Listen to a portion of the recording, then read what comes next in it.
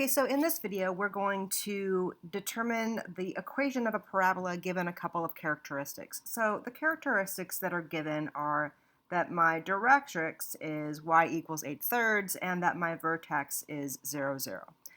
And the way that I'm going to deal with this information is I'm going to go ahead and put it on a grid. So I've drawn a grid over here and I've plotted my vertex at 0, 0. And I did a little bit of math right here to my 8/3. That's really 2 2/3. So I drew my graph for my directrix right here, which is y equals 2 2/3.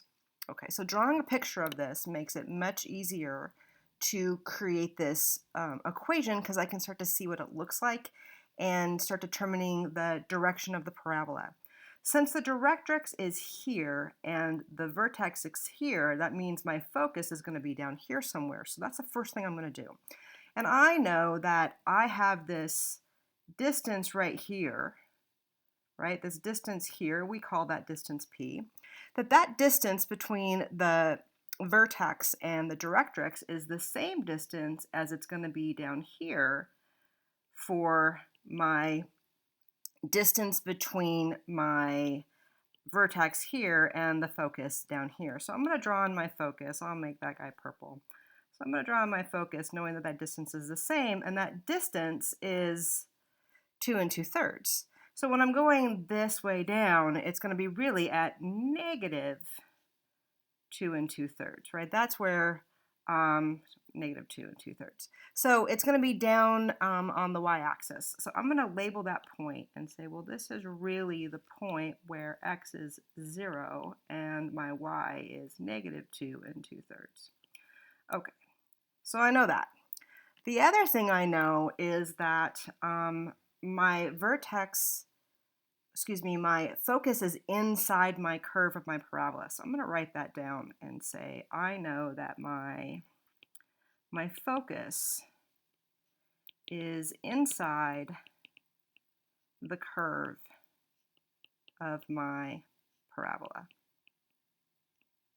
So that's important to know because that's going to give me the direction of whether it opens up or opens down. And since I know that it's got to be inside, it's going to look something like this. Like this is what's going on. Okay, so now I know that if I use my formula and I say y equals 1 over 4p times x minus h squared plus k, I can use the information that I've drawn in my graph to complete this equation. And I know that because I have this, focus is inside my parabola, so my parabola is going down, I know this guy right here, well, he's going to be negative. So I'm going to at least put that part in. I know that I have a negative here, whatever my 4p is, x minus h squared plus k. Okay. Once I have that, I can start using the data I have in my picture to put in my h and k. So I'm going to go, I know that my h and k is here, so I can put my h and k here. So I'm going to erase those and say, well, those are going to be, and I'll do them in blue, 0 and 0, because my h and k comes from my vertex. And I know that my p, well, that's this guy right here. That's this distance between my my directrix and my vertex and my focus and my vertex, because they're the same distance, and that distance is going to be 2 2/3 or 8/3, and I'm going to write that in and say, well, I know that my equation is now, I'm going to erase this part, my p, put that guy in as 8/3, and so I'm going to say, well, that's times 8/3.